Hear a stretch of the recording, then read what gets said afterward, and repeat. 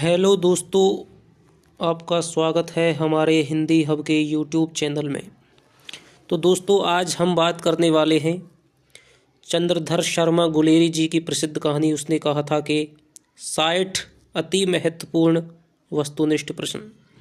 दोस्तों, मैं गारंटी देता हूं कि इस तरह के आज जो प्रश्न मैं लेकर आया हूं, इस तरह के प्रश्न आप यूट्यूब पर जा कर के कहीं भी किसी भी चैनल पर आप देख लेना, आपको इस तरह के प्रश्न नहीं मिलेंगे। दोस्तों, बहुत अच्छे सारे तरीके के प्रश्न, सरल से सरल, मीडियम आकार के और कठिन से कठिन प्रश्न भी मैं आपको लेकर आया हूँ। आपने कहानी मेरे साथ पढ़ी होगी, लेकिन जब आप इन प्रश्नों को हल करके देखेंगे ना दोस्तों, कुछ प्रश्नों को तो आप देख करके चौंक जाएंगे कि इस तरह से भी क्या प्रश्न बनाए जा सकते हैं और परीक्षा में पूछे जा सकते हैं। दोस्तों, परीक्षक का कोई भी भरोसा नहीं होता है, वो कहीं से कैसे भी प्रश्न उठा करके हमारे सामने रख सकता है। दोस्तों, यूँ तो हिंदी का पेपर सरल माना जाता है, लेकिन दोस्तों भाषा का पेपर सबसे कठिन भी बनाया जा सकता है, क्योंकि आप पूरा पाठ है 9वीं से लेकर के 12वीं तक की आपकी सारी किताबें हैं, 12 किताबें हैं, फिर आपकी स्नातक की ये 4 कहानियाँ लगी हुई हैं सेकंड ग्रेड के सिलेबस में, और उसके बावजूद भी स्नातक का और भी तुलसीदास वगैरह के जो भी हैं और भी बहुत सारा सिलेबस लगा हुआ। तो इनमें से कोई भी कहीं पर भी एक शब्द से क्वेश्चन बनाया जा सकता है। तो दोस्तों, बारीक से बारीक क्वेश्चन भी आपसे कैसे भी पूछ सकता है, इसलिए कहीं भी हमें बिल्कुल भी कमी नहीं छोड़नी है, हमें अपना मजबूत तैयारी करनी है। तो दोस्तों चलिए आप देखते हैं कि आप कितने क्वेश्चन आज सही कर पाते हैं। दोस्तों, मैं पूरे 60 क्वेश्चन लाया हूँ आपके पास। मैं आपके लिए 60 क्वेश्चन लाया हूँ। यदि मान लीजिए आपने 60 में से 45 भी क्वेश्चन सही कर दिए ना दोस्तों, तो यूँ समझना कि आपने कहानी को बहुत अच्छे ढंग से पढ़ा है, और बहुत उसका पढ़ा ही नहीं बल्कि उसको समझा भी है और उसका चिंतन मनन भी किया है। तो चलिए दोस्तों, आज हम शुरू करते हैं ये प्रश्न उत्तर। पहला प्रश्न है, उसने कहा था कहानी का प्रकाशन कब हुआ था? ऑप्शन है सन 1915 ईस्वी में, सन 1935 ईस्वी में, सन 1946 ईस्वी में, सन 1963 ईस्वी में। बताइए दोस्तों, मन ही मन में दोस्तों उत्तर अपना चूज कर लीजिए।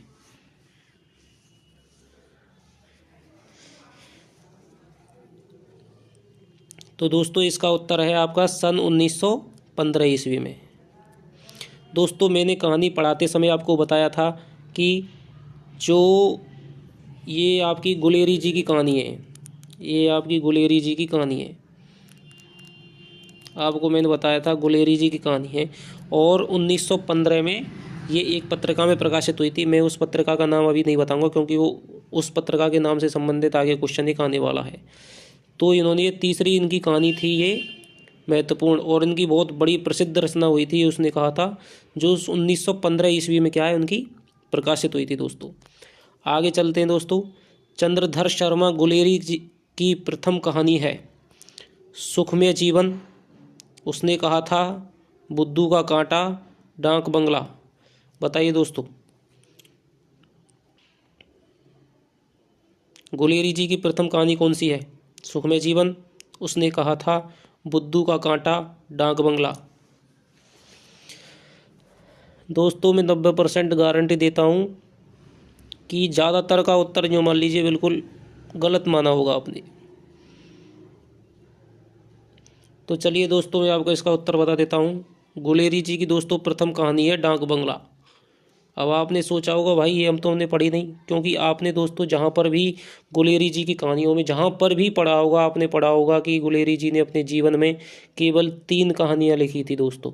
सबसे पहले लिखी थी उन्होंने सुखमय जीवन, नंबर 2 पर लिखी थी बुद्धू का कांटा, और अंतिम कहानी लिखी थी उन्होंने उसने कहा था 1911, 14 और 1915 में। लेकिन दोस्तों, गुलेरी जी ने सबसे पहले एक डाक बंगला नाम की कहानी भी लिखी थी। हालांकि दोस्तों इसके बारे में ज़्यादातर बात नहीं की जाती है, क्योंकि ये तीनों रचनाएं ही गुलेरी जी की प्रसिद्ध रचना मानी जाती हैं। लेकिन दोस्तों, गुलेरी जी ने सबसे पहले, इनकी जो खास फेमस नहीं हुई, ज़्यादा प्रसिद्धि इस रचना को नहीं मिली थी, लेकिन इनकी पहली कहानी डाक बंगला ही ध्यान रखे मानी जाती है। इसलिए दोस्तों ध्यान रखना, यदि डाक बंगला ऑप्शन में है तो सबसे पहली कहानी इनकी डाक बंगला मानी जाएगी, नहीं तो फिर ऑप्शन में ये नहीं आती है तो फिर इनकी पहली कहानी मानी जाएगी सुखमय जीवन। तो चलिए दोस्तों आगे चलते हैं। फ्लैशबैक शैली का प्रयोग हिंदी की किस कहानी में पहली बार किया गया? नंबर है ताई, उसने कहा था, 11 वर्ष का समय, प्रायश्चित। बताइए दोस्तों, फ्लैशबैक शैली का प्रयोग हिंदी की किस कहानी में पहली बार किया गया? ताई में, उसने कहा था, 11 वर्ष का समय, प्रायश्चित। तो दोस्तों, फ्लैशबैक पद्धति का सबसे पहले प्रयोग किया गया था आपकी उसने कहा था कहानी में। मैंने आपको पढ़ाते समय बहुत बार बताया कि सबसे पहले फ्लैशबैक पद्धति क्या होती है? हिंदी में कहते हैं इसे पूर्व दीप्ति पद्धति, पूर्व दीप्ति शैली, पूर्व दीप्ति शैली होती है दोस्तों। ये होता है कि फ्लैशबैक में जाना। आपको पता है कि जैसे अतीत में जाकर के जब कोई आदमी सोचता है तो उसे कहते हैं कि फ्लैशबैक में जाकर के ये सोच रहा है। आजकल की फिल्मों में भी ये दिखाया जाता है, लेकिन दोस्तों हिंदी साहित्य में सबसे पहले जिस कहानी में इसका प्रयोग हुआ था वो थी आपकी उसने कहा था, और इसके बाद में तो अनेक कहानियों में, उपन्यासों में, पूरे साहित्य में इसका बहुत फेमस हो गई थी ये दोस्तों। इसी कारण, इस शैली के कारण ही ये सबसे ज़्यादा फेमस हुई थी उसने कहा था, जिसने गुलेरी जी को बिल्कुल शिखर पर रख दिया था। अगला क्वेश्चन बताइए दोस्तों, उसने कहा था कहानी का प्रकाशन किस पत्रिका में हुआ था? मैंने कहा था ना दोस्तों, मैं उसका नाम नहीं बताऊंगा, इसलिए जो ये क्वेश्चन आने वाला है आगे। तो बताइए दोस्तों, मैंने आपको कई बार बताया है, उसने कहा था कहानी का प्रकाशन किस पत्रिका में हुआ था? नंबर है हिंदी प्रदीप, नंबर 2 नागरिक प्रचारणी इस पत्रिका, नंबर 3 सरस्वती, नंबर 4 हो गया आपका अभ्युदय। बताइए दोस्तों।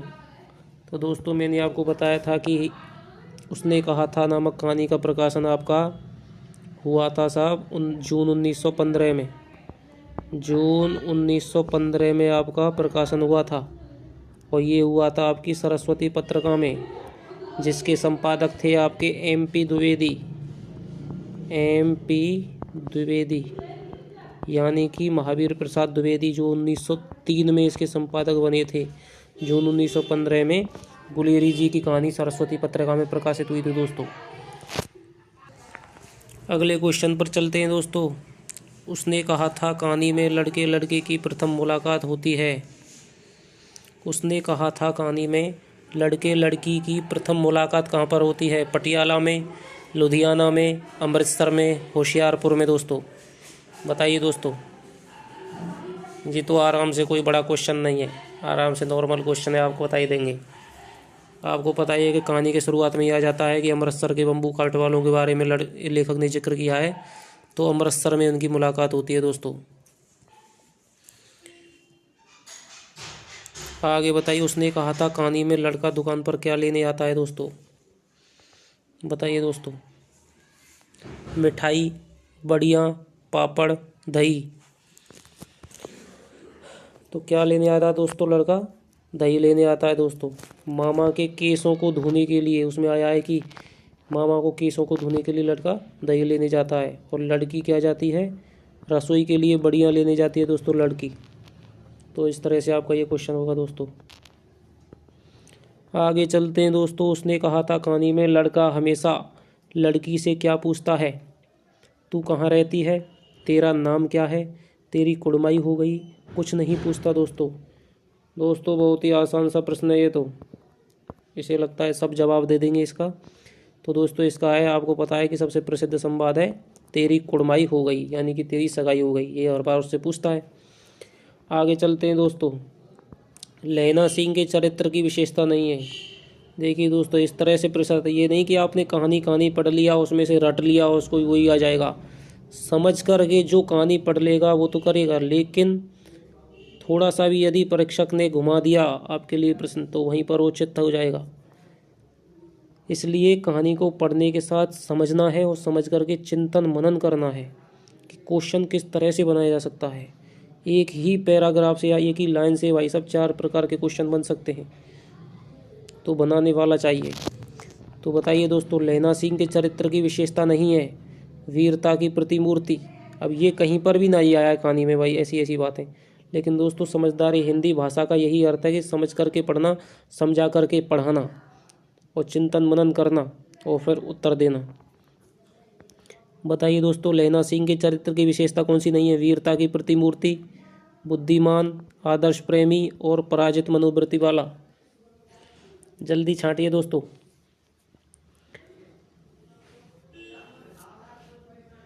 तो देखिए दोस्तों, लैला सिंह के चरित्र की विशेषता कौन सी नहीं है? वीरता की प्रतिमूर्ति बिल्कुल है, बहुत ही ज़्यादा वीर था, बुद्धिमान भी था, आदर्श प्रेमी आपको पता ही है, उसके प्रेम पर ही कहानी आधारित है। लेकिन ये दोस्तों पराजित मनोवृत्ति वाला बिल्कुल नहीं सर, पराजित में तो मनोवृत्ति वाला नहीं था, वो तो विजयी मनोवृत्ति वाला था दोस्तों। तो इसका उत्तर हो जाएगा दोस्तों ये उत्तर हो जाएगा दोस्तों पराजित मनोवृत्ति वाला। आगे चलते हैं दोस्तों। लैला सिंह सेना के किस राइफल्स में जमादार था?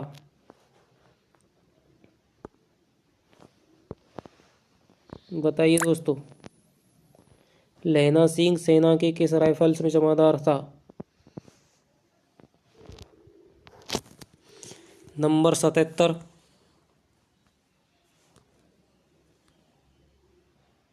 Number 77, number 75, number 77, 70, 75, 77, 80। बताइए दोस्तों, कौन सी सेना में किस नंबर पर वो जमादार था?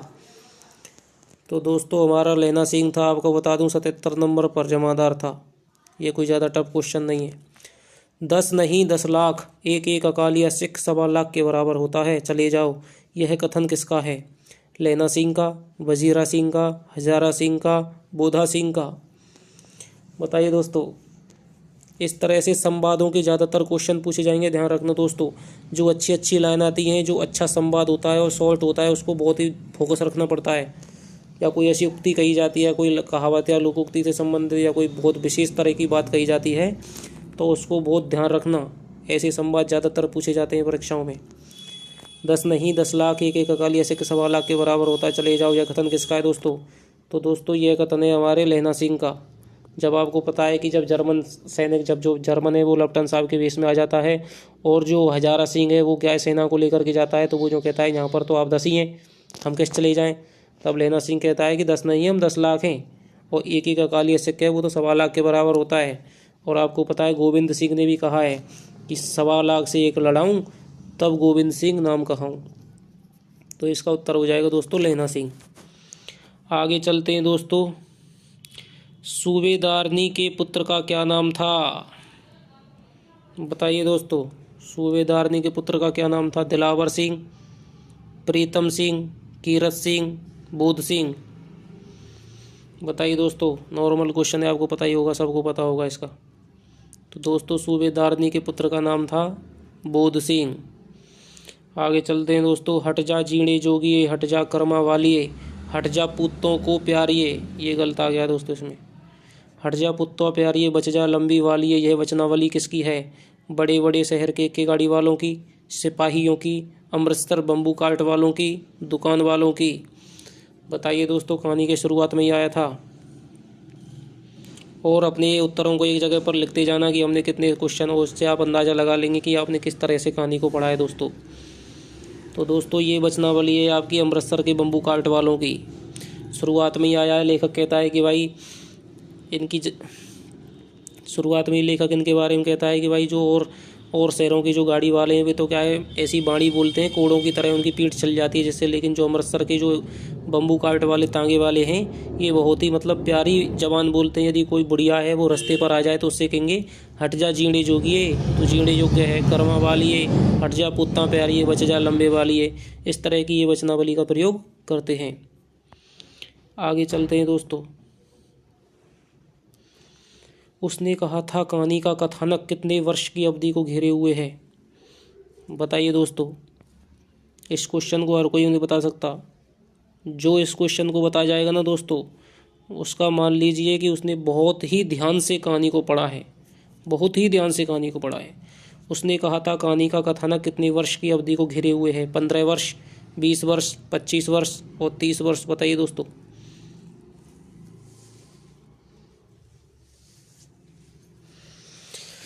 तो दोस्तों इसका उत्तर है आपका 25 वर्ष।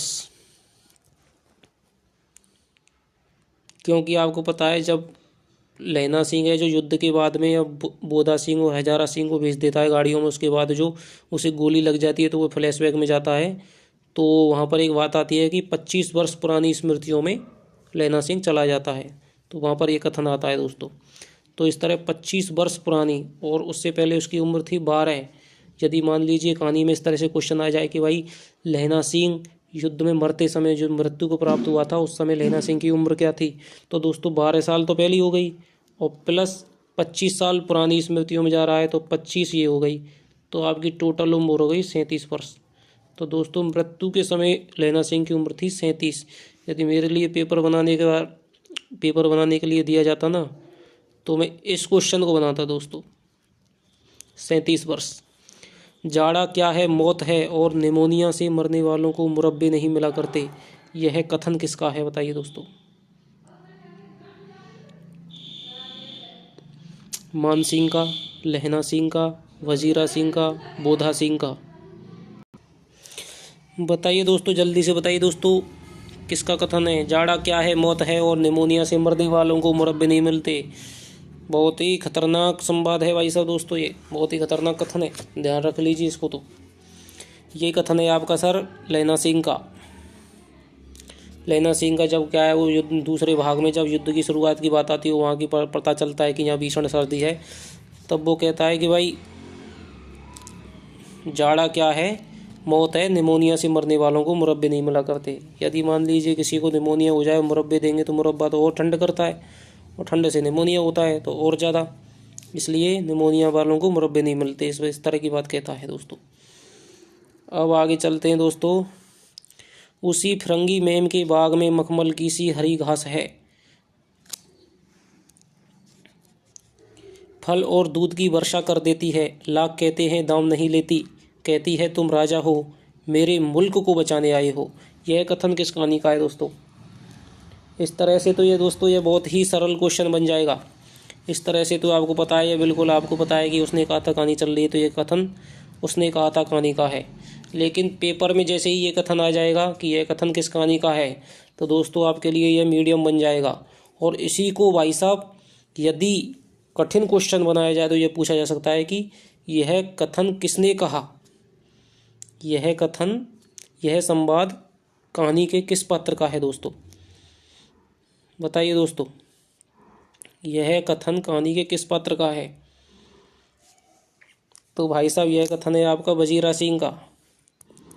वजीरा सिंह का जब लहना सिंह कहता है कि भाई मेरे लिए तो मार्च का हुक्म मिल जाए और यहाँ बहुत जाड़ा पड़ रहा है, तब वो वजीरा सिंह कहता है कि कुछ नहीं, 4-5 दिन की और बात है, फिर तो वहाँ से लेटर आ जाएगा और फिर तो हम आराम से वहीं फिरंगी मेम के बागों में रहेंगे, फल और दूध की वर्षा होगी, अपने हाथों से रोटी झटका करेंगे और वो कह दिए कि तुम तो राजा हो, मेरे मुल्क को बचाने आए हो। इस तरह से जो वजीरा सिंह है वो कहता है इस तरह की बात। आगे देखिए दोस्तों। बिना फेरे घोड़ा बिगड़ता है और बिना लड़े सिपाही, यह कथन किसका है। दोबारा सुनिए दोस्तों। बिना फेरे घोड़ा बिगड़ता है और बिना लड़े सिपाही, यह कथन किसका है। हजारा सिंह का,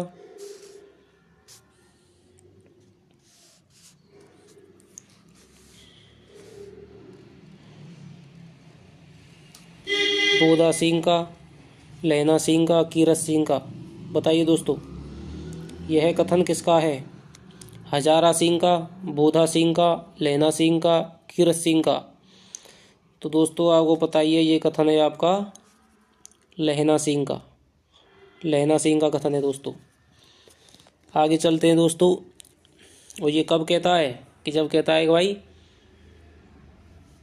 ठंड पड़ रही है और एक हुक्म मिल जाए तो अभी इन जर्मन सैनिकों को मार गिराऊं मैं, क्योंकि बिना जो फेरे यदि घोड़े को क्या है एक जगह से दूसरे खूंटे पर नहीं बांधा जाता है तो पागल हो जाता है। इसी तरह सिपाही को यदि लड़ने को लिए लड़ाई नहीं मिले तो वो भी क्या है बिगड़ जाता है, उसका दिमाग भी खराब हो जाता है। इस तरह की ये बात कहता है। आगे चलते हैं दोस्तों। लहना सिंह लपटन साहब की असलियत जानने के लिए क्या करता है दोस्तों।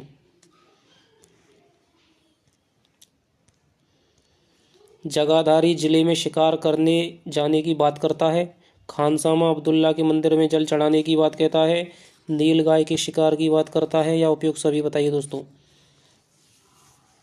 आराम से, कोई ज़्यादा कोई टफ क्वेश्चन नहीं है दोस्तों। तो आपको पता है कि जगाधारी जिले में शिकार करने की बात कहता है, बिल्कुल कहता है। नीलगाय के सींगों की और उनकी बात करता है, आपको पता है। खानसामा अब्दुल्ला की जंगल में मंदिर में जल चढ़ाने की बात करता है, बिल्कुल करता है। नीलगाय के शिकार की बात करता है, बिल्कुल कर रहा है। उपर्युक्त सभी, तो दोस्तों इसका उत्तर हो जाएगा आपका उपर्युक्त सभी दोस्तों। लड़ाई में कितने सिख शहीद होते हैं?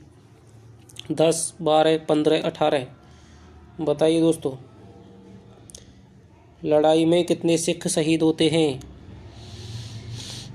ये भी अपने आप में एक बहुत ही बारीक क्वेश्चन है दोस्तों। जिसने ध्यान से पढ़ा है वही इसका उत्तर दे पाएगा। तो दोस्तों, जब क्या है, जर्मनों में और उनके बीच में लड़ाई होती है, सिखों के बीच में, तो वहाँ पर आपके 70 तो जर्मन मारे जाते हैं और इसके अलावा 15 आपके सिख शहीद हो जाते हैं दोस्तों। तो इसका उत्तर होगा आपका 15। आगे चलते हैं दोस्तों। अपने अंतिम समय में लैला सिंह किसे याद करता है? बताइए दोस्तों, किसे याद करता है? अपने अंतिम समय में लैला सिंह किसे याद करता है? बोधा सिंह को, कीरत सिंह को, वजीरा सिंह को या महासिंह को? बताइए दोस्तों।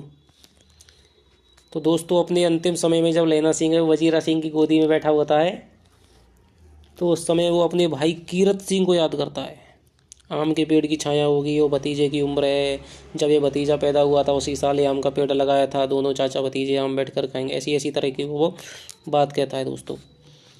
उसने कहा था कहानी में लड़के को अंधे की उपाधि कौन देता है? ये भी बहुत अच्छा क्वेश्चन है दोस्तों, बताइए। छावड़ी वाला, ब्राह्मण, दूध वाला या वैष्णवी? बताइए दोस्तों, किससे उसने अंधे की उपाधि पाई थी? तो दोस्तों, उसने लड़के को अंधे की उपाधि देती है वैष्णवी। जब वो लड़की से पूछता है कि तेरी कुड़माई हो गई है, तब वो कह देती है कि हाँ हो गई है, या देखते नहीं रेशमी बूटों से कड़ा हुआ सालू। तो भाई साहब, लड़के का दिमाग खराब हो जाता है। फिर वो जैसे ही घर लौटता है तो एक तो छावड़ी वाले से टकरा जाता है, इस तरह की घटना होते हैं। तब वैष्णवी से टकरा जाता है, तो वो उसे अंधे की उपाधि से विभूषित कर देती है कि अंधा है क्या, देख कर नहीं चलता है। इस तरह की है दोस्तों। अब आगे चलते हैं दोस्तों। सूबेदारनी लैला सिंह से क्या भिक्षा मांगती है? वह फौज की नौकरी छोड़ दे, वह सूबेदार को जाने से रोक दे, वह उसके पति व पुत्र दोनों की रक्षा करे, वह सूबेदार को कुछ न बताए। सरल सा क्वेश्चन है दोस्तों। इसका उत्तर है वह उसके पति और पुत्र दोनों की रक्षा करने के लिए कहती है। मैं पाधा बन गया हूँ, करो जर्मनी के बादशाह का तर्पण। यह कथन किसका है? लैला सिंह का, बोधा सिंह का, वजीरा सिंह का, सूबेदार हजारा सिंह का? बताइए दोस्तों। ये क्वेश्चन आपके पिछली सेकंड ग्रेड की भर्ती में 2018 में आया था दोस्तों। 2018 में ये क्वेश्चन आपके लिए आया था। मैं पाधा बन गया हूँ, मैं पुरोहित बन गया हूँ, करो जर्मनी के बादशाह का तर्पण। तो दोस्तों, यह कथन है आपका कहानी में, यह कथन है आपका वजीरा सिंह का। जब वो हजारा सिंह है वो कह देता है भाई खंदक में से पानी को निकाल, तो वो खंदक में से पानी को निकालते निकालते वजीरा सिंह है वो ये कथन कहता है कि मैं तो पाधा बन गया हूँ, करो जर्मनी के बादशाह का तर्पण। वजीरा सिंह। आगे चलते हैं उसने कहा था कहानी की श्रेष्ठता का क्या कारण है? इसमें जीवन के उच्चतम आदर्शों की अभिव्यक्ति व निश्चल प्रेम की अभिव्यक्ति हुई है। संवाद व पात्र परिस्थितियों के अनुकूल हैं। इसमें आदर्शोन्मुख यथार्थवाद है। उपयुक्त सभी। बताइए दोस्तों, देख लीजिए। कहानी के भाव से, कहानी के कथ्य से, कहानी के संवादों से, कहानी की शिल्प से, किसी भी तरह से दोस्तों क्वेश्चन बनाए जा सकते हैं, या फिर लेखक के परिचय से संबंधित भी क्वेश्चन बनाए जा सकते हैं। इस तरह के मैंने बनाए हैं। तो बताइए दोस्तों, इसमें जीवन के उच्चतम आदर्शों व निश्चल प्रेम की अभिव्यक्ति हुई है। बिल्कुल हुई है दोस्तों। संवाद व पात्र परिस्थितियों के अनुकूल हैं। बिल्कुल अच्छे, बहुत अच्छे संवाद हैं। इसमें आदर्शोन्मुख यथार्थवाद है। बिल्कुल है सर। उपयुक्त सभी। तो इसका उत्तर हो जाएगा दोस्तों उपर्युक्त सभी। सूबेदारनी के चरित्र की विशेषता नहीं है। आदर्श पत्नी व मां, आधुनिक भारतीय नारी, आदर्श प्रेम का श्रद्धावान। जल्दी बताइए दोस्तों, वीडियो बहुत लंबी हो जाएगी इस तरह। आदर्श पत्नी व मां बिल्कुल है। आधुनिक भारतीय नारी बिल्कुल नहीं है। आदर्श प्रेम का बिल्कुल है। श्रद्धावान बिल्कुल है। तो तो दोस्तों इसका उत्तर हो जाएगा आपका आधुनिक भारतीय नारी।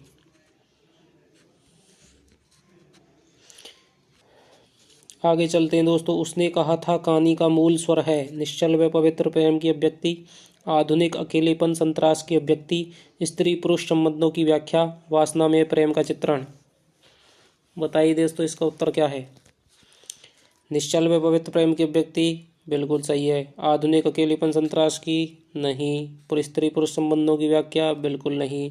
वासना में प्रेम का चित्रण नहीं। इसमें तो दोस्तों लहना सिंह और जो सूबेदारनी हो रहा है उसके प्रेम की क्या है अभिव्यक्ति हुई है दोस्तों। उसने कहा था कहानी की भाषा शैली की विशेषता नहीं है। देखिए दोस्तों इस तरह से क्वेश्चन भी आ सकते हैं, आप बिल्कुल भी सपने में भी नहीं सोच सकते। जब आपके सामने पेपर में इस तरह का क्वेश्चन दिखेगा ना तो आपको सोचेंगे यार ये तो हमने कहानी में पढ़ा ही नहीं था। तो ये दोस्तों शिल्प से बनाए गए क्वेश्चन है दोस्तों, कहानी के शिल्प से। आपको पता है कि कहानी के 6 भाग होते हैं। एक होता है आपका कथानक जिसे कहते हैं कथ्य। 2 होता है आपका पात्रों से बनते हैं। नंबर 3 होता है आपका संवाद या कथनोपकथन। नंबर 4 होता है आपका देश काल या वातावरण। और नंबर 5 होता है आपकी भाषा शैली या शिल्प। और नंबर 6 होता है आपका उद्देश्य। तो इन 6 तरीके के आधार पर आपसे कहानी से या उपन्यास से या किसी से भी आपसे क्वेश्चन पूछे जा सकते हैं दोस्तों। तो ये हो गया आपका पता है भाषा शैली से हो गया आपका, भाषा शैली की विशेषता बता रहा है। तो दोस्तों भावों की सफल अभिव्यक्ति बिल्कुल हुई है।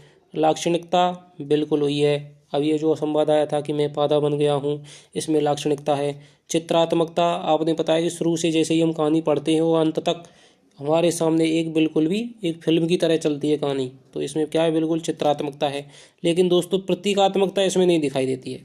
इसमें कोई भी ऐसा जो भी है सीधे है, जो भी पात्र है हमारे सामने वो सीधे आता है और ऐसी कोई प्रतीकात्मकता इसमें कोई दिखाई नहीं देती है। तो दोस्तों इसका उत्तर हो जाएगा आपका प्रतीकात्मकता। कहानी के दूसरे खंड में लहना सिंह को कहाँ दिखाया जाता है। कहानी के दूसरे खंड में लहना सिंह को कहाँ दिखाया जाता है। ब्रिटिश सरकार की ओर से लड़ते हुए फ्रांस की युद्ध भूमि पर, ब्रिटिश सरकार की ओर से लड़ते हुए जर्मनी की युद्ध भूमि पर, अमृतसर के बम्बू काट वालों के बीच एक दुकान पर, अपने घर में। तो दोस्तों दूसरे खंड में लहना सिंह को दिखाया जाता है ब्रिटिश सरकार की ओर से लड़ते हुए जर्मनी की फ्रांस की युद्ध भूमि पर। आपको पता है कि फ्रांस बेल्जियम की भूमि पर था वो, और ब्रिटिश सरकार, हम ब्रिटिशों के गुलाम थे इसलिए ब्रिटिश सरकार की ओर से भारत की सेना लड़ रही थी, इसलिए वो फ्रांस की युद्ध भूमि पर दिखाया जाता है। सूबेदार हजारा सिंह किसकी तुरंत बुद्धि की प्रशंसा कर रहे थे। कीरत सिंह, लहना सिंह, वजीरा सिंह, मान सिंह। बताइए दोस्तों। ये कर रहे थे आपके लहना सिंह की प्रशंसा कि भाई वो किस तरह से उन्होंने हमारे को हमला होने से रोक लिया और उसने लेफ्टिनेंट साहब को पहचान लिया, इसलिए वो लहना सिंह की प्रशंसा कर रहे थे। आगे चलते हैं दोस्तों। उसने कहा था कहानी के मुख्य पात्र का क्या नाम है। ये तो बहुत ही सरल सा क्वेश्चन है, आपको पता है ये है लहना सिंह। हट जा कर्मा वाली है या कर्मा वाली है शब्द का क्या अर्थ है। तू जीने योग्य है, तू भाग्यों वाली है, लंबी उम्र तेरे सामने है, तू पुत्रों को प्यारी है। बताइए दोस्तों। तो दोस्तों इसका अर्थ है आपको कर्मा वाली है यानी कि तू भाग्यों वाली है, क्योंकि जीने योग्य को तो जीने जोगी है, तू पुत्रों को प्यारी है पुत्ता पारी है, लंबी उम्र तेरे सामने है, इसलिए इसका उत्तर हो जाएगा तू भाग्यों वाली है। आगे चलते हैं दोस्तों। गुलेरी जी की किस कहानी पर फिल्म बनाई गई थी। बताइए दोस्तों। इस तरह से भी क्वेश्चन पूछे जा सकते हैं। बताइए। ना तो इससे कोई कहानी के किसी भी तत्व से संबंधित है, ना भाई साहब कहानी से संबंधित है, ये संबंधित है भाई साहब गुलेरी जी के व्यक्तित्व से और कृतित्व से, इसलिए इसका उत्तर है बुद्धू का कांटा, डाक बंगला, उसने कहा था सुख में जीवन। तो दोस्तों इसका उत्तर है आपकी उसने कहा था।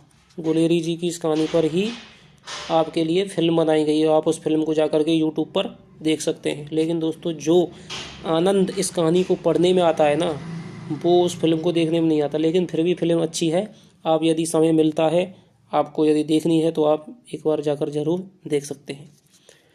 लाड़ी होरा को भी यहाँ बुला लोगे या वही दूध पिलाने वाली फिरंगी मैम, यह कथन किसका व किसके प्रति है। हजारा सिंह का लहना सिंह के प्रति, वजीरा सिंह का हजारा सिंह के प्रति, लहना सिंह का वजीरा सिंह के प्रति, सूबेदारनी का लहना सिंह के प्रति। बताइए दोस्तों। बहुत ही अच्छा क्वेश्चन है दोस्तों। चकमा खा जाओगे आज।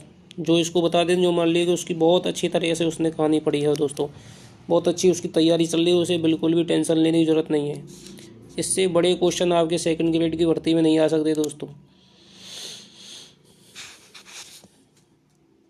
तो दोस्तों इसका उत्तर है लैना सिंह का वजीरा सिंह के प्रति।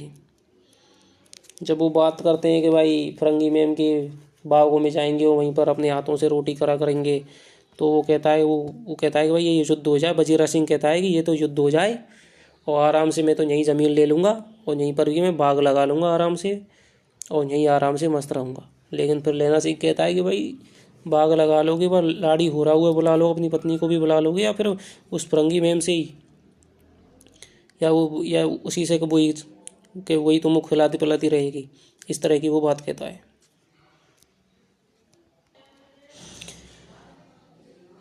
पलटन का विदूषक कौन था? प्रीतम सिंह, दिलावर सिंह, लैना सिंह, वजीरा सिंह। बताइए दोस्तों।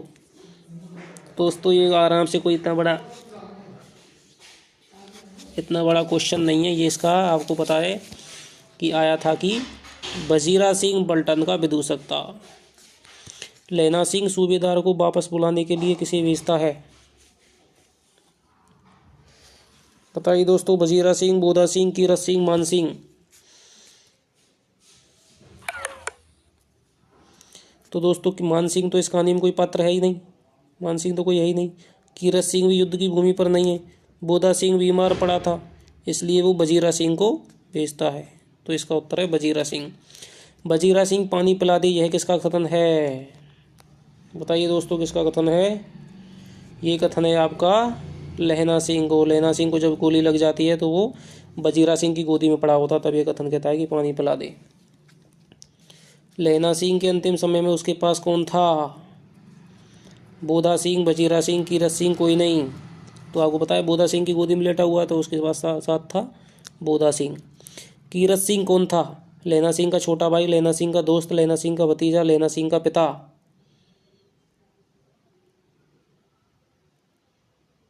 बताइए दोस्तों कौन था? तो दोस्तों कीरत सिंह था आपका लैना सिंह का आपका छोटा भाई था, जिसे वो अंतिम समय में याद करता है। बोधा सिंह को फौज में भर्ती हुए कितने वर्ष हो गए? बताइए। बहुत ही बारीक प्रश्न है दोस्तों ये, छोटे छोटे जो दिखते हैं ना, यही आपका बिल्कुल नंबर ले जाएंगे उड़ा करके। तो दोस्तों बोधा सिंह को भर्ती हुए थे 1 वर्ष हो गया था दोस्तों। जब वो लैना सिंह है वो सूबेदारनी से मिलता है तो वो कहती है कि भाई मेरा पति है और एक ही मेरा पुत्र है, उसको भी मेरी 1 ही साल हुआ है अभी फौज में भर्ती हुए। तो इसका उत्तर है आपका 1 वर्ष। अब चलते हैं कि आंख मारते मारते लैना सिंह सब समझ गया। लैना सिंह क्या समझ जाता है? यह नकली लेफ्टिनेंट है, यह असली ही लेफ्टिनेंट है, शीघ्र लड़ाई शुरू होने वाली है, वह जल्द ही भारत जाएगा। आंख मारते मारते लैना सिंह सब समझ गया। लैना सिंह क्या समझ जाता है कि भाई साहब जब जो जर्मन लेफ्टिनेंट आता है, लेफ्टिनेंट बन करके, लेफ्टिनेंट बन करके, उसकी बात को समझता है। जब उसको सिगड़ी में उसके मुँह को देखता है कि भाई ये तो भाई जर्मन सैनिक है कोई, ये तो हमारे लेफ्टिनेंट साहब नहीं है, तो वो बहुत जल्दी आंख मारते यानी बहुत ही जल्दी यानी समझ जाता है कि ये नकली लेफ्टिनेंट है। मैम की जर्सी की कथा केवल कथा थी, लैना सिंह ने यह कथा क्यों गढ़ी? अंग्रेजों की प्रशंसा करने के लिए, साथियों के बीच धाक जमाने के लिए, बोधा सिंह को अपनी जर्सी पहनाने के लिए, साथियों के मनोरंजन के लिए। बताइए दोस्तों। तो दोस्तों इसका उत्तर है बोधा सिंह को अपनी जर्सी पहनाने के लिए। जब वो कहता है कि भाई बोधा सिंह को, आपको बताया कि बोधा सिंह बीमार था, ज्वर से कांप रहा था, इसलिए लैना सिंह क्या है उसे अपनी जर्सी दे देता है, उसके पैरे के स्थान पे खुद पहरा देता है। तो बोधा सिंह कहता है कि भाई तुम्हारे पास तो जर्सी नहीं है। तो वो लैना सिंह कहता है कि नहीं मेरे पास बढ़िया जर्सी है, और आज ही एक जर्सी आई है विलायत से, जो गोरी मैम है वे बुन बुन करके क्या है उनको भेज रही हैं। तो इस तरह से वो झूठी कथा कह करके बोधा सिंह को अपनी जर्सी पहनाने के लिए दे देता है। आगे दोस्तों, गाड़ी के चलते ही लैना लेट गया, वजीरा पानी पिला दे और मेरा कमरबंद खोल दे। लैना सिंह की इस निश्चिंतता का क्या कारण था? उसने अपना कर्तव्य ठीक से निर्वाह किया है, वह सूबेदारनी को दिए हुए वचन को पूरा कर पाया है, वह अपने साथियों की जान बचाने में सफल रहा है, वह देश सेवा के लिए अपने प्राण दे रहा है। बताइए दोस्तों क्या है उसका उत्तर?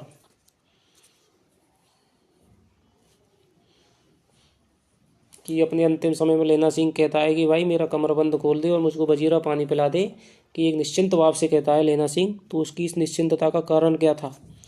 तो दोस्तों उसकी निश्चिंतता का आपको पता है कारण था कि उसने सूबेदारनी को दिए हुए वचन को पूरा कर दिया है। और जब सूबेदार हजारा है वो गाड़ी में बैठ करके जाते हैं तो उससे कहा था कि जब आप सूबेदारनी से मिलो तो उन्हें मेरा मत्था टेकना लिख देना और कह देना कि उन्होंने जो कहा था वो मैंने कर दिया है। उसने कहा था कहानी की संवाद योजना की विशेषता नहीं है, अभिव्यंजनापूर्ण एवं भावपूर्ण पात्रों की चरित्र को उद्घाटित करने वाले, कहानी में स्वाभाविकता व सजीवता उत्पन्न करने वाले, लंबे व क्लिष्ट। बताइए दोस्तों। तो दोस्तों इसका उत्तर हो जाएगा आपका लंबे और क्लिष्ट। अभिव्यंजनापूर्ण है, भावपूर्ण है, संवाद बिल्कुल है, पात्रों की चरित्र को उद्घाटित करने वाले हैं, पात्रों की चरित्र की विशेषता बतला देते हैं बिल्कुल, कहानी में स्वाभाविकता और सजीवता बिल्कुल। तो लंबे और क्लिष्ट पात्र नहीं है दोस्तों। उसने कहा था कहानी मानी जा सकती है आदर्शवादी, मनोवैज्ञानिक, आदर्शोन्मुखी, यथार्थवादी। बताइए दोस्तों। उसने कहा था कहानी को किस प्रकार की कहानी माना जा सकता है? मैंने आपको बताया भी था। तो इसको माना जा सकता है दोस्तों आदर्शोन्मुखी यथार्थवादी कहानी, क्योंकि एक तो क्या है कि इसमें आदर्श है, एक प्रेम पर ही केवल प्राण उत्सर्ग करने की जो है तुम्हारी आपकी परंपरा है उसका क्या है निर्वाह किया गया है। और यथार्थवादी ये जो है कि भाई यथार्थवादी कैसे है कि भाई युद्ध के वातावरण का चित्रण है और किस तरह से इसमें हुआ है उसकी वजह से ये क्या है यथार्थवादी कहानी कही जा सकती है, आदर्शोन्मुख यथार्थवादी है। अब आप आगे बताएंगे चंद्रधर शर्मा गुलेरी ने उसने कहा था कहानी रची है।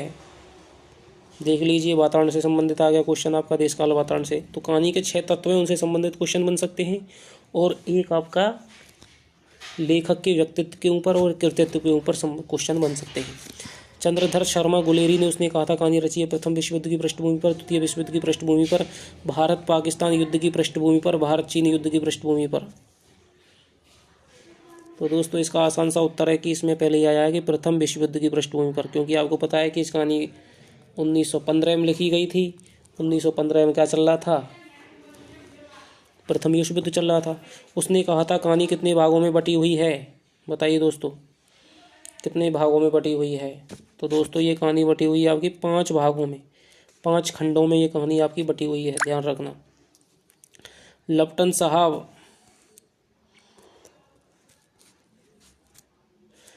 साहब ने नीलगाय के सींग कितने आकार के बताए?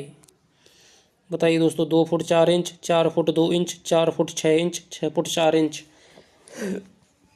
कहीं से भी क्वेश्चन बनाया जा सकता है दोस्तों। तो लप्टन साहब ने नीलगाय के सींग बताए थे भाई साहब आपके 2 फुट 4 इंच के, 2 फुट 4 इंच के बताए थे। लेकिन दोस्तों वैसे नीलगाय के असलियत में सींग होते नहीं हैं, लेकिन वो लैला सिंह है उसको फंसा करके पूछता है, लेकिन जर्मन सैनिक है जो बेस बदल कर आया था वो जवाब नहीं दे पाता, इसलिए लैला सिंह समझ जाता है कि ये बिल्कुल कोई धूर्त है और कपटी बेस में आ गया है। आगे बताएंगे दोस्तों। उसने कहा था कहानी के शुरुआत में लड़का और लड़की की उम्र कितनी थी? बताइए दोस्तों 16, 8 वर्ष, 12 या 8 वर्ष, 10, 8 वर्ष, 8 या 12 वर्ष। बताइए कितनी वर्ष थी? तो दोस्तों शुरुआत में लड़का लड़की की उम्र थी, लड़के की उम्र थी 12, लड़के की उम्र थी दोस्तों 12 और लड़की की उम्र थी 8। तो इसलिए ऑप्शन हो जाएगा इसका 20 सही। क्यों लेना क्या कयामत आ गई जरा तो आंख लगने दी होती, कथन किसका है? वजीरा सिंह, कीरत सिंह, हजारा सिंह, लैला सिंह। बताइए दोस्तों किसका कथन है? ये कथन है दोस्तों आपका वजीरा सिंह का। जैसे ही क्या है वो जर्मन सैनिक आता है लप्टन साहब के वेश में और वो समझ जाता है कि भाई ये तो कोई जर्मन सैनिक है, वेश बदल कर आया है। तब सूबेदार हजारा सिंह को बुलाने के लिए वो वजीरा सिंह को जगाता है और कहता है, जब वजीरा सिंह कहता है कि भाई क्या कयामत आ गई, मैं तो अभी सोया हूँ, जरा तो आंख लगने दी होती, इस तरह की वो बात करता है। अब आगे चलते हैं दोस्तों। कहानी में आए निम्न शब्दों का अर्थ सुमेलित करिए। कोड़माई बादशाह है,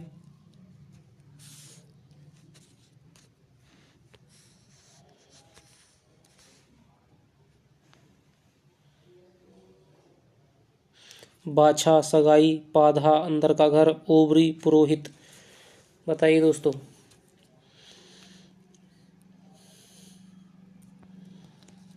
तो दोस्तों आपको पता है कि कुड़माई का तो हो गया सगाई, यानी कि पहला है कुड़माई, कुड़माई का हो गया पहले का। सगाई देख लेते हैं हम, यानी कि दूसरे नंबर पे ए का दूसरा। और बाछा, बाछा का हो गया आपका बादशाह है, बादशाह है, बी का हो गया एक। और पाधा हो गया आपका पुरोहित, और ओबरी हो गया अंदर का घर। तो दोस्तों ये 2 नंबर है, ये जो आपका 2 नंबर है वो इसका उत्तर बन रहा है। कुड़माई, कुड़माई तो हो गया दोस्तों सगाई, सगाई हो गया आपका। बाछा, बाछा का हो गया दोस्तों बादशाह। और पाधा, पाधा का हो गया दोस्तों पुरोहित। और ओबरी का हो गया आपका अंदर का घर। तो इस तरह से दोस्तों ये आपका होगा।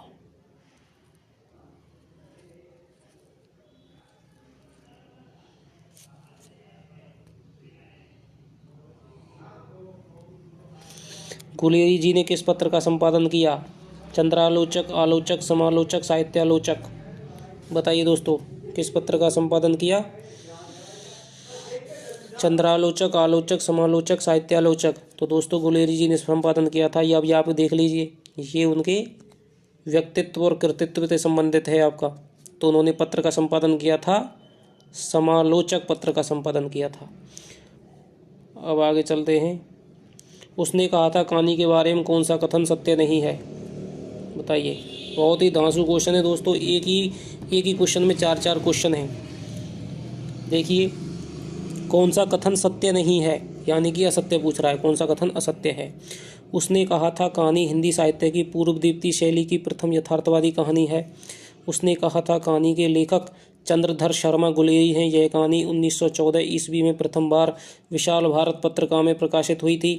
इस कहानी के नायक लैना सिंह हैं, जो 67वीं सूची में 77वें नंबर के राइफल्स जमादार हैं। इस कहानी में प्रेम और वीरता का आदर्श रूप दिखाया गया है, जिसमें लैना सिंह बोधा की पत्नी होरा के कहने पर प्राण उत्सर्ग कर देता है। इस क्वेश्चन को जो दोस्तों कर जाएगा, जो समझ लिएगा, उसने पूरी कहानी को बिल्कुल समझ लिया है। बताइए दोस्तों, क्या होगा इसका उत्तर? आराम से आप देख लीजिए। तो चलिए दोस्तों शुरू करते हैं इसको। उसने कहा था कहानी हिंदी साहित्य की पूर्वदीप्ति शैली की प्रथम यथार्थवादी कहानी है। यहीं पर दोस्तों गलत हो गया, यथार्थवादी नहीं है, ये आदर्शोन्मुखी यथार्थवादी है। पूर्वदीप्ति शैली सही है, लेकिन यहाँ होगा आदर्शोन्मुखी यथार्थवादी कहानी मानी जाती है, और हिंदी की पहली मौलिक कहानी मानी जाती है। उसने कहा था कहानी के लेखक चंद्र शर्मा गुलेरी हैं, सही है। यह कहानी 1914 ईस्वी में, ये गलत हो गया दोस्तों, ये कहानी हुई थी आपकी 1915 ईस्वी में प्रथम बार विशाल भारत, नहीं दोस्तों, ऊपर ही आपको पता है कि सरस्वती पत्रिका में प्रकाशित हुई थी, सरस्वती पत्रिका में प्रकाशित हुई थी इस कहानी। तो दोस्तों ये भी गलत हो गया, ये भी गलत हो गया। अब आप चलते हैं। इस कहानी के नायक लैना सिंह है, बिल्कुल सही है, जो 67वीं सूची में 77वें नंबर के राइफल जमादार हैं। ये दोस्तों ये गलत हो गया, ये आपका ये है 68वीं सूची में, 68वीं सूची में 77वें नंबर के राइफल जमादार थे। इस कहानी में प्रेम और वीरता का आदर्श रूप दिखाया गया है, बिल्कुल दिखाया गया है, जिसमें लैना सिंह बोधा की पत्नी होरा के कहने पर प्राण उत्सर्ग कर देता है। ये बात सही है, लेकिन दोस्तों यहाँ बोधा गलत हो गया, इसमें है हजारा, सूबेदार हजारा की पत्नी थी होरा के कहने पर प्राण उत्सर्ग। तो दोस्तों ये भी क्वेश्चन इसमें, ये भी ऑप्शन इसमें गलत है, और ये भी ऑप्शन इसमें गलत है। तो इन चारों गलत हैं, और इसमें पूछ रहा है कि कौन सा कथन सत्य नहीं है, यानी कि असत्य है। तो दोस्तों चारों ऑप्शन असत्य हैं, ABCD चारों दोस्तों ऑप्शन असत्य हैं। तो ये आप ध्यान रखिए कि उसने कहा था कहानी है वो हिंदी की पूर्वदीप्ति शैली की प्रथम आदर्शोन्मुखी यथार्थवादी या मौलिक कहानी है। इसके लेखक चंद्रधर शर्मा गुलेरी हैं, जिन्होंने प्रथम बार यह कहानी जून 1915 में सरस्वती पत्रिका में प्रकाशित हुई थी। इस कहानी के नायक हैं वो लैना सिंह हैं, जो कि 68वीं सूची में 77वें नंबर के राइफल जमादार हैं। इस कहानी के प्रेम और वीरता का आदर्श रूप दिखाया गया है, जिसमें लैना सिंह सूबेदार हजारा की पत्नी होरा के कहने पर प्राणोत्सर्ग कर देता है। आगे चलते हैं दोस्तों। निम्न को सुमेलित कीजिए। क्या करना है सुमेलित? सूबेदार वजीरा सिंह, जमादार बोधा सिंह, पलटन का विदूषक लैना सिंह का भाई कीरत सिंह, लैना सिंह, होरां का पुत्र हजारा सिंह, होरां का पति महा सिंह। तो दोस्तों इसमें क्या है कि कुछ संज्ञाएं दी गई हैं, कुछ नाम दिए गए हैं, उनके पद वगैरह दी गए हैं या उनकी विशेषताएं दी गई हैं, तो उसके हिसाब से आपको इसमें सुमेलित करना है दोस्तों। तो दोस्तों सूबेदार कौन था? तो सूबेदार था आपका हजारा सिंह दोस्तों, हजारा सिंह था। जमादार कौन था दोस्तों? तो आपका जमादार था दोस्तों लहना सिंह। पलटन का विदूषक कौन था? ऊपर आपका क्वेश्चन आ गया है, पलटन का विदूषक था दोस्तों वजीरा सिंह। कीरत सिंह कौन था दोस्तों? लहना सिंह का छोटा भाई, ये भी आपका ऊपर क्वेश्चन आ गया है। होरां का पुत्र कौन था दोस्तों? होरां का पुत्र था आपका बोधा सिंह है। और होरां का पति कौन था दोस्तों? महा सिंह। महा सिंह था क्या? बताइए दोस्तों, यदि आप महा सिंह सोच रहे हैं तो गलत है दोस्तों। महा सिंह होरा का पति नहीं था, ये तो मैंने महा सिंह वैसे ही लिख दिया है। होरा का पति था वो हजारा सिंह था, सूबेदार हजारा सिंह। तो इस तरह से दोस्तों आ जाएगा, सूबेदार था आपका हजारा सिंह, होरा का पति भी हजारा सिंह, जमादार आपका लहना सिंह था, पलटन का विदूषक आपका था ये था वजीरा सिंह, कीरत सिंह था बोधा सिंह, ये था लहना सिंह का भाई, होरा का पुत्र था बोधा सिंह। तो बताइए दोस्तों, इस तरह से देख लीजिए कैसे कैसे क्वेश्चन बनाए हैं दोस्तों। गुलेरी जी के बारे में निम्न में से कौन सा कथन सत्य है? अब आप बताएंगे। गुलेरी जी का जन्म 1883 में जयपुर में हुआ था, किंतु उनका मूल निवास स्थान गुलेर गांव हिमाचल प्रदेश था। गुलेर जी ने 1915 ईस्वी में समालोचक पत्र का संपादन कार्य संभाला। गुलेरी जी की प्रथम कहानी बुद्धू का कांटा थी, अंतिम कहानी उसने कहता थी। गुलेरी जी का निधन 1922 ईस्वी में पंजाब में हुआ। गुलेरी जी को हिंदी, संस्कृत, प्राकृत, मराठी, बंगला, जर्मन, फ्रेंच आदि विविध भाषाओं का ज्ञान था। महर्षि मोही कुठाऊं गुलेरी जी की निबंध विधा की रचना है।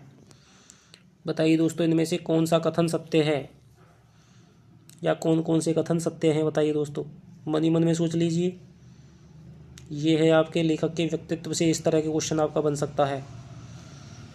4-5 क्वेश्चन मैंने इसमें एक ही तरह में बना दिए हैं दोस्तों, एक ही प्रश्न बना दिए हैं। तो दोस्तों चलिए शुरू करते हैं। गुलेरी जी का जन्म 1883 में हुआ था, बिल्कुल हुआ था। जयपुर में हुआ था, बिल्कुल हुआ था। किंतु उनका मूल निवास स्थान गुलेर गांव। दोस्तों इनके क्या पूर्वज थे? इनके जो पूर्वज थे गुलेरी जी के, वो आए थे गुलेर गांव से, जो कि हिमाचल प्रदेश में पड़ता है। ये बिल्कुल साहब आपका सही है। गुलेरी जी ने 1915 ईस्वी में समालोचक पत्र का संपादन कार्य संभाला। ये दोस्तों बिल्कुल गलत है। 1915 में तो इन्होंने क्या है, उसने कहा था कहानी लिखी थी, उसको प्रकाशन सरस्वती पत्रिका में करवाया था। लेकिन दोस्तों इन्होंने समालोचक पत्र का संपादन कार्य इन्होंने बहुत पहले ही 1902 लगभग 2-3 से, मुझे एग्जैक्ट याद नहीं है, तभी से इन्होंने कर दिया था। गुलेरी जी की प्रथम कहानी बुद्धू का कांटा थी और अंतिम कहानी उसने कहता थी। ये भी गलत दोस्तों। या तो इसमें होना चाहिए था डाक बगला, या फिर होना चाहिए था इसमें सुखमय जीवन। अंतिम कहानी उसने कहा था, ये भी गलत है। गुलेरी जी का निबंध 1922 ईस्वी में पंजाब में हुआ था। 1922 ईस्वी में हुआ था, ये सही है, लेकिन पंजाब में हुआ था, ये गलत है दोस्तों। पंजाब में नहीं हुआ था। गुलेरी जी को हिंदी, संस्कृत, प्राकृत, मराठी, बंगला, जर्मन, फ्रेंच आदि विविध भाषाओं का ज्ञान था। ये दोस्तों बिल्कुल सही है। गुलेरी जी बहुत भाषाविद थे, संस्कृत के तो प्रकांड विद्वान थे। महर्षि मोही कुठाऊं गुलेरी जी की निबंध विधा की रचना है। ये भी आपका उत्तर बिल्कुल सही है। तो ए, ई और एफ इसके बिल्कुल सही उत्तर हैं दोस्तों। इस कहानी के कितने भागों में युद्ध का वर्णन है? इस कहानी के कितने भागों में युद्ध का वर्णन है? बताइए दोस्तों, इस कहानी में कितने कितने भागों में युद्ध का वर्णन है? इस कहानी में कुल 5 भाग हैं, 5 खंड इसमें अपनाए गए। तो इस कहानी के कितने भागों में युद्ध का वर्णन है? 2, 3, 1, 4। बताइए दोस्तों। तो दोस्तों इस कहानी के 3 भागों में युद्ध का वर्णन है। आपको पता है कौन कौन से भागों में? एक तो दूसरा, एक आपका तीसरा, एक आपका चौथा। यानी पहले में तो वो क्या है कि अमृतसर की विशेषता बताते हो, लड़का लड़की की मुलाकात होती है, लेकिन दूसरे से ही वो युद्ध की वातावरण का चित्रण करते हैं। तीसरे में युद्ध चलता है और चौथे में युद्ध चलता है। फिर 5वें में क्या है, लैना सिंह अपनी फ्लैशबैक में चला जाता है। उनकी जीप चलती है मगर छुरी की सी महीन मार करती हुई, ऐसा किसने किसके बारे में कहा? लैना सिंह ने होरा के बारे में, वजीरा सिंह द्वारा फरंगी मेमों के बारे में, लपटन साहब द्वारा भारतीय नारियों के बारे में, लेखक द्वारा बम्बू काट वालों के बारे में। बताइए दोस्तों। उनकी जीभ चलती है मगर छुरी की सी मार करती हुई, ऐसा किसने और किन के बारे में कहा? तो दोस्तों ऐसा कहा था, लेखक ने कहा था, बम्बू कार्ट वालों के बारे में कहा था कि भाई बम्बू कार्ट वालों की जो जीभ है वो चलती तो है लेकिन बहुत महीन मार करती है और वो किसी को बुरा नहीं लगता है उसका। लड़का लड़की से संबंधित सही तथ्य पहचानिए। बहुत ही अच्छा क्वेश्चन है दोस्तों, इन्हीं प्रश्नों में आपकी परीक्षा है। लड़के की उम्र 16 तथा लड़की की उम्र 12 थी। लड़के का घर मांझे में और लड़की का घर मगरे में था। लड़का अपनी मामा के यहाँ तथा लड़की अपनी बुआ के यहाँ आई थी। लड़के के मामा का घर अतर सिंह की बैठक में था जबकि लड़की की बुआ का घर गुरु बाजार में था। बताइए दोस्तों क्या है सही, क्या उत्तर सही है दोस्तों बताइए।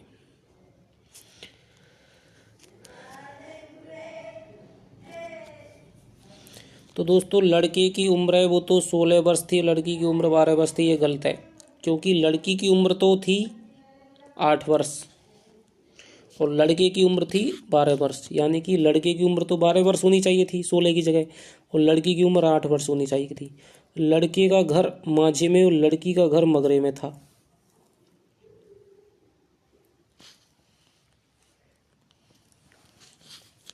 तो दोस्तों लड़के का घर मांझे में और लड़की का घर मगरे में था।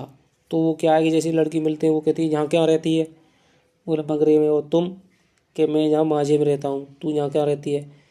तो इस तरह लड़के का घर तो साहब आपका मांझे में था और लड़के का घर मगरे में था। ये बिल्कुल सही है। लड़का अपने मामा के यहाँ तथा लड़की अपने बुआ के यहाँ आई थी। बताइए, लड़की अपनी मामा के यहाँ, लड़का अपनी मामा के यहाँ आया था, बिल्कुल ठीक है। और लड़की अपने बुआ के यहाँ आई थी, ये बिल्कुल इसका गलत है भाई साहब, क्योंकि लड़की भी मामा के यहीं आई थी। लड़के के मामा का घर अतर सिंह की बैठक में था, लड़की की बुआ का घर गुरु बाजार में था। ये गलत है क्योंकि ये उल्टा कर दिया है। लड़की के मामा का घर तो अतर सिंह के बैठक में था, मामा का घर, और लड़की के मामा का घर था गुरु बाजार में, बुआ का इसमें यही नहीं है। तो दोस्तों इसमें ये आपका उत्तर सही है। देखते नहीं है रेशम से कड़ा सालू कथन किसका है? लेखक का, होरा का, फरंगी मेम का, बजीरा मेम का, बजीरा की पत्नी का। तो दोस्तों आपको पता ही आराम से होरा का कथन है ये। चलिए आगे चलते हैं। लड़के के द्वारा किस पर दूध उड़ेला गया? बताइए, लड़के के द्वारा किस पर दूध उड़ेला गया? छाबड़ी वाले की छाबड़ी में, गोभी वाले के ठेले में, वैष्णवी के ऊपर, दुकानदार की दुकान में। बताइए दोस्तों। तो लड़के द्वारा दूध उड़ेला गया था आपका गोभी वाले की ठेले में। जैसे ही वो लड़का सुनता है कि इसकी सगाई हो गई है तो उसका दिमाग ख़राब हो जाता है। वो जैसे ही घर लौटता है तो लेखक लिखता है कि छाबड़ी वाले ने आज दिन भर की कमाई खोई, गोभी वाले के ठेले में दूध उड़ेला गया और वैष्णवी से टकरा करके उसने अंधे की उपाधि पाई। तो गोभी वाले के ठेले में क्या, उसके दूध को उड़ेल देता है। नहीं तो सीधे बर्लिन पहुंच जाते, यह कथन किसका है? महासिंह का, लेना सिंह का, हजारा सिंह का, बजीरा सिंह का। बताइए दोस्तों किसका कथन है? तो दोस्तों ये कथन है आपका सूबेदार हजारा सिंह का। जब लेना सिंह कहता है कि भाई एक बार मुझे तो मार्च करने का हुक्म मिल जाए, इन जर्मनियों को, सभी जर्मनियों को, जो जर्मन सैनिक है इनको मैं पीछा नहीं छोड़ूं। तो हजारा सिंह कहता है हाँ हुक्म मिल जाए तो तुम तो बहुत बर्लिन तक पहुंच जाओ। इसलिए कहता है हजारा सिंह ये कथन है। हड्डियों हड्डियों में जाड़ा धंस गया है, किसका कथन है? लेना सिंह का, सूबेदार सिंह का, वजीरा सिंह का, बोधा सिंह का। बताइए दोस्तों। हड्डियों हड्डियों में तो जाड़ा धंस गया है, किसका कथन है? तो दोस्तों ये कथन है आपका लेना सिंह का। तो इस तरह से आपके दोस्तों इस कहानी से संबंधित आपके 60 वस्तुनिष्ठ प्रश्न हो गए हैं। और इन क्वेश्चनों को करने के बाद मैं आपको दावे के साथ कहता हूँ कि इस तरह क्वेश्चन आपको ना कहीं मिलेंगे। और इस वीडियो को देखने के बाद आपको किसी भी प्रकार की वीडियो को देखने की जरूरत नहीं है। आप मेरे साथ, मैंने जो पढ़ाई है आपको वो कहानी पढ़िए, समझिए अच्छे से, 2-3 बार अपने माइंड में ही उसको कहानी को रिवाइज करिए, कंसेप्ट उसका क्लियर करिए। और इन क्वेश्चनों को करने के बाद आपको और 2-4 क्वेश्चन है वो आपको मैंने कहानी के साथ ही बता दीजिए। आप एक काम करिएगा कि जो भी कहानी के पात्र हैं, जैसे लेना सिंह है और आपका वजीरा सिंह है और आपका सूबेदार हजारा है, आप उनके पात्रों के हिसाब से 2-2, 4-4 जो मैंने आपको कहानी पढ़ाते समय जो संवाद बताए हैं, कुछ फेमस संवाद हैं, उनको आप एक जगह लिख लीजिए, जिससे कि आपको संवादों से यदि कोई प्रश्न बन करके आएगा तो आपको बिल्कुल भी दिक्कत नहीं होगी। और ध्यान रखना दोस्तों, सेकंड ग्रेड में तो ये कहानी स्पेशल लगी हुई है और बहुत प्रसिद्ध कहानी है। एक क्वेश्चन इसमें से आना है, तो एक क्वेश्चन को आप इस तरह से तैयार कर लीजिए कि कैसे भी किसी भी प्रकार का क्वेश्चन बना करके दे दे, आपको बिल्कुल भी वो छूटना नहीं चाहिए।